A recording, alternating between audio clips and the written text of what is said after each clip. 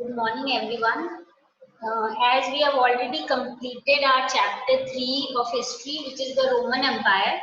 So today we will be revising the chapter and trying to complete it in one go so that things are more clear, because this is a long chapter and we have completed it. We have completed it in around 7 to 8 classes. So now let us quickly do a quick revision of the chapter so that the things are more clear and we can understand it in one, you can say, continuous sequence. So now we start with the very first point regarding this chapter. As the name of the chapter is an empire across 3 continents, you can clearly see that this empire, that is Roman Empire, is basically the area which we see is situated actually in current day Italy. If let me just zoom it so that things are more clear. If you see this map carefully, if you see this area, this is Rome. You can understand this dot. This is your Rome. So Rome is basically, as you can see, is located or situated in present day Italy. So now we move on to the other part. So obviously we know Italy is located in which part of the world. If I ask you which continent, obviously you should know it is actually European continent. So if now we reduce the size of the map and look into the other points, now you can clearly see that it is actually expanding over the 3 continents. Which 3 continents? You can see towards the south is Africa, यानी northern Africa जो है portion that was under the Roman Empire, along with the you can say a major part of Europe, and this side we have Asia. यानी कि 3 continents पे it had control on a larger part of 3 continents. So that is why it is called as the empire surrounding the 3 continents. So you should know it is found, or its expanse can be found in these 3 continents, that is Asia, Africa and Europe. Now moving on to the more details. सबसे first important part है कि capital Rome था Roman Empire का, और बाद में eastern capital जो है वो हो गया था Antioch. Now expanse and overage का मतलब अब कहाँ तक, you can say somewhere coverage बोल सकते हैं इसको, कि कितने एरिया तक जो है ये expanded था. So it covered most of the European continent, large parts of fertile crescent in North Africa. Fertile crescent का मतलब क्या है यहाँ? You can see this shape. This is somewhat like a crescent shape. So ये वाला जो area, this is very fertile if we talk in terms of not only soil but also in terms of many other things available like water, transportation facilities. That is why this is the large part of the fertile crescent in North Africa was under the Roman Empire. Then we see the Mediterranean Sea. Again, I am focusing on this portion, this yellow one. You can notice this is Mediterranean Sea. Now ये जो अपना Mediterranean Sea है, इसके all over around कौन सा अपना empire spread है? It is our Roman Empire. Then moving on to the other parts of the Roman Empire are its geographical features. Now river Rhine and river Danube जो है, it covers the northern part of this empire. If you can see, you all know Sahara Desert is in Africa. Towards its southern boundaries we have Sahara Desert. Then river Euphrates and the Iranian Empire are surrounding it. You can say this portion, or you can say surrounding the east, and they are around Asia, you can say. Then the vast Atlantic Ocean covers its western borders. This side, you know, we have our Atlantic Ocean. This is our Atlantic Ocean. I suppose you all can see this. So this is its geographical location, कि कैसे कहाँ पे located था और क्या क्या water bodies available थी इसके आसपास, और बाकी क्या features थे. Now we come to the sources, यानी अपने को इस time period के बारे में कैसे पता चलता है. So at this time we already know कि they knew how to read and write. तो text के अपने पास बहुत सारे sources available हैं, letters में, speeches में, and many other documents. Then documents की form में देखें तो बहुत सारी inscriptions हैं, जो हमने बोला था papyrus जो है plant जिस जो writing material produce करता था, उसके बहुत सारे evidences हैं. and buildings, monuments तो अपने को पता ही है, and coins we know they reduced towards the later time, silver coins and also gold coins. So that means we have availability of lot of sources, and all these sources somehow tell us that how the people of that area used to live. Now early अब जो इनका Roman Empire है ना, it is divided basically into two parts, early empire and the late empire. तो up to 3rd century हम जो है early empire है, which is a phase of you can say lot of expansion, flourished इनकी empire थी. Later empire यानी 4th to 7th century में हम देखेंगे कैसे रोम का जो है downfall होता है. Or whenever we talk about the Roman Empire, many times we will come across the Iranian Empire also. So what are the basic difference between the Roman and the Iranian Empire are, Roman Empire जो है it had lot of territories and lot of cultures and all of them lived together, whereas Iranian Empire में population जो mainly थी वो Iranian ही थी. और Roman empire में बहुत सारी लैंग्वेजेस बोली जाती थी जैसे ग्रीक, लैटिन एक्सेट्रा, जबकि इरानियन एम्पायर में only Aramaic language was spoken. Then Roman Empire, all the you can say the whole kingdom was under a single ruler, whereas it was not the same in the Iranian Empire. So now we move on to its political history. Basically देखेंगे तो the whole Roman Empire was based on 3 pillars. First was emperor, second was senate, and third was the professional army. So the emperor, the first emperor was the Augustus, and he established monarchy in 27 BCE, and his empire is known as Principal. Because though he was the real source of authority, but उन्होंने वो जो एक तरीके की सोच थी, ideology थी, उसको अभी भी इंटैक्ट रखा कि he is just the leading citizen, the first citizen, and he is not the absolute ruler, because initially जब तक रिपब्लिकन गवर्नमेंट थी, एम्परर और मोनार्की आने से पहले, तब तक असली पावर्स किसके पास थे? सेनेट के पास थे. अब सेनेट क्या होता है? Senate is the body representing the aristocracy, that is the wealthier family, और ये जनरली इटालियन डिसेंट के होते हैं और लैंड ओनर्स होते हैं. And it was the body which had controlled the Republican Rome earlier. मैंने पहले भी बोला था, somewhat जब Republican Rome था, जहाँ पे दो as it is जैसे अपने इलेक्शन उस टाइप की नहीं थी इलेक्शन, क्योंकि these were the wealthier people, but कहीं ना कहीं these were the people who took the important decision of the empire, and somewhat it was Republican. That is why because the ruler was not an emperor या फिर monarchy नहीं था, इसलिए तो हम ये बोलेंगे कि उस टाइम के जो सेनेट है, इनिशियली एम्परर और मोनार्की आने से पहले ये क्या टाइम था जहाँ पे सेनेट की सबसे ज्यादा इंपॉर्टेंस थी. उसके बाद आ जाते हैं professional army. Professional army is again one specific you can say case that we should understand, क्योंकि they had a paid professional army. एक परमानेंट आर्मी थी, उनको पे किया जाता था, और सोल्जर्स को मिनिमम 25 years की सर्विस देनी ही पड़ती थी. Now it had become so important that we have evidences कि 4th century में it was the largest single organized body with 6 lakh soldiers. और soldiers जो है, we know that they used to always do some kind of protest for better wages and service conditions, which sometimes took to mutiny. Mutiny यानी revolt against your own ruler. So then we see that armies actually many times did mutiny and some kind of civil war, because the success of the emperor actually depended on how much he had the control over the army. तो army कितना जो है राजा के under है और कितने उसकी instructions को मानती है, उसको हम क्या बोलते हैं? That is considered as the you can say how successful the emperor would be. So it depends mainly how the emperor is actually maintaining the army and how much control he has over the army. Then if the army suppose gets divided, or suppose if we say they are not happy with the maybe the king, or maybe there are some other issues, then obviously they start protesting, and if they protest, it sometimes leads to civil war. Topic.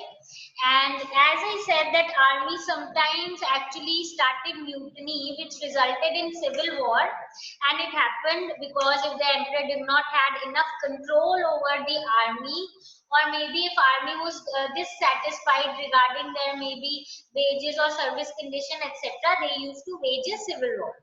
Now year 69 CE was such a time period, अपने बोल सकते हैं एक ऐसा year था वो which was in which Roman Empire witnessed total unrest. तो unrest से मेरा क्या मतलब है? 4 emperors occupied the throne in quick succession, मतलब कंटिन्यूस एक के बाद एक के बाद एक, और जिसके कारण क्या हुआ? This led to civil war. जो फर्स्ट 2 centuries थी, though the first 2 centuries were free from any civil war. So we see a few civil wars here and there, and that too not bigger one in the initial years. This was civil war is when the war is happening, you can say, within the territory or within the empire. Now we move on to the external, you can say, जो external warfare थी, यानी बाहर के जो empires थे वो लोग किस तरीके से attack कर रहे थे on the Roman Empire. So now we see that the first empire was, as we saw, Augustus. So when Tiberius inherited the empire from Augustus, it was already so big, it was so you can say expanded, that the emperor thought कि इसको आगे और expand करने से अच्छा ये है कि जितना empire मेरे पास है उसी को अच्छे से control में रखूं, so that at least I am able to have total control over the area which is under me, and right now it is actually unnecessary to expand more. So the only major campaign जो उसके बाद हुआ था वो था जब treason ने ऑक्टूबस ने सोचा था कि यूफ्रेट्स के अराउंड जो है मैं एक अपने एरिया को एक्सपैंड करूं basically towards India, and this actually turned out to be you can say fruitless, क्योंकि इससे कुछ ज्यादा फायदा नहीं हुआ. Then we move on to the next portion, which is कि यहाँ पे टाइप ऑफ टेरिटरीज कौन-कौन सी थी. तो बेसिकली दो टाइप की थी, डिपेंडेंट और प्रोविंशियल. तो डिपेंडेंट कौन थी? जो है ना डायरेक्ट रूल में नहीं थी, ठीक है. ये जो है ये कहीं ना कहीं डिपेंडेंट थी on the Roman empire for trade and many other things, but they were not directly under the kingdom. Whereas provincial territory वो थी which were actually, or these were totally under the empire, and they were also subject to taxation. Italy के अलावा बाकी बहुत सारी जो territories है उनको हम provincial territory ही मानते थे, क्योंकि इटली अपने आप को province नहीं मानता. So rest all the territories were provinces and they were subject to taxation. Then we move on to the next point, which is urbanization. Urbanization हमने देखा it is one of the most important factor if we talk about any civilization, क्योंकि urbanization helps them to develop more. तो if you see towards the 2nd century Roman Empire जो है बहुत ज़्यादा expand हो गया था. स्कॉटलैंड एक तरफ से स्कॉटलैंड तक एक्सपैंडेड था, सहारा तक था, एंड बॉर्डर्स ऑफ आर्मेनिया तक था. तो अब जब इतना बड़ा एक्सपेंशन हो किसी एम्पायर का, तो उसको रूल करना और अच्छे से एडमिनिस्टर करना तभी पॉसिबल हो सकता है इफ द एरिया और if the empire is urbanised, ठीक है. क्योंकि देखो इतना एक्सपैंडेड होता है, आपको प्रॉपर एडमिनिस्ट्रेशन आनी चाहिए, चीजों को आपने अलग अलग यू कैन से सेक्शंस में डिवाइड कर रखा है, और आपका जो है कंट्रोल पूरे के पूरे एम्पायर के ऊपर है, and this is possible only if the empire is urban, मतलब most of the parts of the empire are urbanized. And you can say it was very necessary because mid 2nd century तक हम देखेंगे कि around जो population है वो 60 million हो गई थी. सो व्हेन आई से 60 million it means that it had a very big number of people residing in this empire. So obviously एक अच्छा तरीका होना चाहिए इनके रूल और कंट्रोल करने का, which was urbanization. Now we will see that what was the condition of various classes. तो सबसे पहले अपने देखते हैं upper classes. जो upper classes थे वो starting से यहाँ पे बहुत important position enjoy करते थे. तो जैसे ही अर्बन सेंटर्स है इनके you will see towards the Mediterranean, ये जो अलेक्जेंड्रिया, एंटियोक, ये जो है बहुत biggest and very you can से अर्बनाइज्ड सेंटर्स थे, और इनको bedrock of the imperial system भी बोलते हैं. बेडरॉक मतलब यू कैन से द मेन स्टोन, जैसे हम बोलते हैं नींव का पत्थर, base of the imperial system. और जो लोकल अपर क्लास थे वो भी रोमन स्टेट के एडमिनिस्ट्रेशन में बहुत इंपॉर्टेंट रोल प्ले करते थे और ये लोग टैक्स जो है देते थे to the empire which was obviously needed for a smooth you can say running of the empire. Throughout the second and the third century we will see कि जो प्रोविंसेस के जो अपर क्लास थे वो जो है गवर्नमेंट को important हम बोलेंगे सर्विसेज प्रोवाइड करते थे और यही लोग थे जो आर्मीज में भी बहुत इंपॉर्टेंट रोल प्ले करते थे।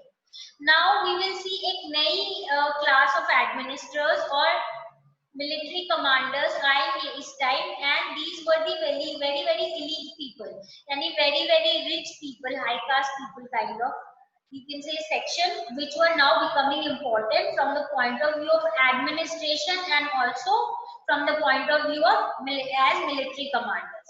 Now they became much more powerful than the senatorial class. अब जो senate सबसे important थे पहले इनिशियली तो रोमन जो ये रिपब्लिक था उसमें थे सबसे इम्पोर्टेंट, उसके बाद जब रोमन एम्पायर आया अंडर द एम्परर तभी भी इम्पोर्टेंस थी और उनको दिखाते थे कि दे आर मोर इम्पोर्टेंट। ठीक है, अब धीरे धीरे जो इनकी इम्पोर्टेंस है वो क्या होने लग गई है, कम होने लग गई।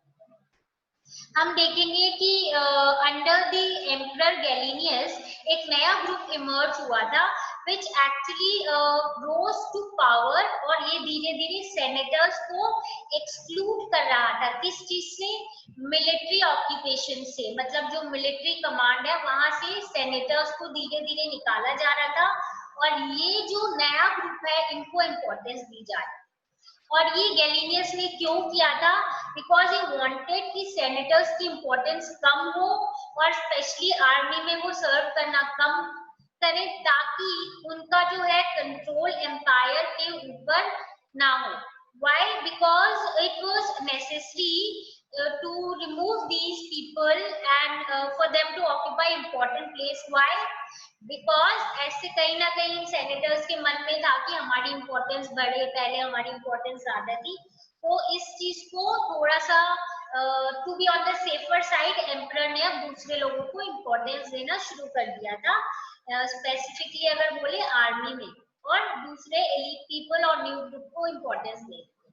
Now in the late first and the second and early third century में हम देखेंगे कि आर्मी और एडमिनिस्ट्रेशन जो है वो इंक्रीजिंगली क्या हो गई थी, प्रोविंसेस से लेने लग गए थे आर्मी और एडमिनिस्ट्रेशन के लोगों को, क्योंकि सिटीजनशिप जो है वो अब धीरे धीरे सब जगह फैल रही थी और पहले जैसे सिर्फ इटली में नहीं थी, क्योंकि पहले क्या था सिर्फ इटली के लोग ही इम्पोर्टेंट पोजीशन जो है वो इंजॉय करते थे, बट अब इटली सिर्फ इटली के नहीं बाकी एरिया के भी जो लोग हैं उनको इम्पोर्टेंट पोजीशन दी जाने लग गई। जो अर्बन सेंटर्स है वो उनकी क्या स्पेसिफिकेशन या स्पेशल फीचर्स थी, तो सिटी के अपने ओन मैजिस्ट्रेट्स होते थे, सिटी काउंसिल होते थे, जो टेरिटरी है they used to contain villages also which were under its jurisdiction, यानी कि टेरिटरी में विलेजेस भी होते थे पर और कुछ कुछ जो ये है ये under control of the cities होते थे, जो सिटी जिनके पास अपने मैजिस्ट्रेट और काउंसिल एक्सेट्रा होते। एक पॉइंट है कि विलेजेस को अपग्रेड किया जाता था to the status of cities depending कि उनकी डेवलपमेंट कैसी है, वो कितनी इंपॉर्टेंस अपना या कितना इंपॉर्टेंट रोल प्ले कर रहे हैं in the empire and trade etcetera. और ऑब्वियसली इसलिए इंपीरियल जो रूलर्स थे और एम्परर्स थे वो उनको एक तरीके से ये प्रमोशन जैसे देते थे कि विलेजेस टू सिटीज। और ये भी है कि बहुत बार वाइस वर्सा भी होता था, मतलब ऐसे हो सकता है सिटीज अगर ऐसे कैरेक्टरिस्टिक्स नहीं दिखा रही है जो कि एक अर्बन एरिया के होने चाहिए तो उनको भी विलेज का नाम दे दिया जाता था। Now the advantage of living in a city were many. एक तो हमने देखा था कि जब भी जो प्रोडक्शन होता था विलेज में वो पहले तो जाता था सिटीज में और फिर स्टोर हो जाता था फॉर दी सपोज अगर कोई फेमिन या ऐसी कोई कंडीशन आ गई जहाँ पे फूड की स्कैरसिटी हो जाएगी, so the villagers we see were left with very little, and how did they then continue with their eating and other needs that we'll do later। अभी cities में एक तो ये better off थे क्योंकि इनके पास food अच्छे से available था, second इनके पास बहुत सारे source of एंटरटेनमेंट थे, शोज होते थे यहाँ पे, एम्प्टी थिएटर्स थे जहाँ पे बहुत kind of games and plays होते थे like horse fighting and warriors fighting against the kings, etc. These warriors fighting against each other, these kind of things. So after urban centers, we need to understand what happened during this in the later period. So later period में specifically जो 3rd century है वहाँ पे Roman empire को एक बहुत बड़ा crisis face करना पड़ा था, क्योंकि it was fighting eight several fronts. जो एक अग्रेसिव डायनेस्टी थी सिसेनियन, ये लोग 225 में इमर्ज हो गए थे ईरान में, और ये लोग एक्सपैंड हो रहे थे, और ये लोग कंटिन्यूस कोशिश कर रहे थे कि रोमन एम्पायर पे अटैक करके उनके एम्पायर को अपने अंडर ले लें. एक ईरानियन रूलर जो है, इन्होंने बोला है शाहपुर वन ने कि इन्होंने 60,000 रोमन सोल्जर्स को डिस्ट्रॉय किया है, और जो ईस्टर्न कैपिटल है एंटियोक उसको अपने अंडर ले लिया है ड्यूरिंग दिस पीरियड. और इस पीरियड में सिर्फ ईरानियन या ये सैनिक वाले नहीं, इसमें क्या था 3rd सेंचुरी में पूरे जर्मैनिक ट्राइब जो बहुत ज्यादा बारबैरिक थे, इन लोगों ने भी स्टार्ट कर दिया था अटैक करना टुवर्ड्स दी रोमन एम्पायर. यहाँ पे शिफ्ट होके वो इस साइड पे अटैक कर रहे थे. तो रिपीटेड इन्वेजन कर रहे थे. 233 से 280 बीसीई के बीच में जो रोमन्स थे उनको अबंडन करना पड़ा टेरिटरी को बियॉन्ड डेन्यूब, और बहुत सारे हम बोलेंगे रेट सक्सेशंस हुए थे. 25 एम्परर्स थे within a span of 47 years. इसीलिए माना जाता है कि धीरे धीरे क्या है, रोमन्स की जो इम्पोर्टेंस या पावरफुल पोजीशन है वो कहीं ना कहीं क्या हो रही थी, रिड्यूस हो रही थी. Now what was the condition of, you can say, society? तो सोसाइटी में सबसे पहले कर लेते हैं gender roles. If you remember we have done की जो न्यूक्लियर फैमिलीज ही होती थी, वहां पे adult son did not live with their families, they had to go and find out some other house for his own family, nuclear family. Those slaves were included in the family because they were needed for every kind of work, domestic या commercial, whatever it is, business.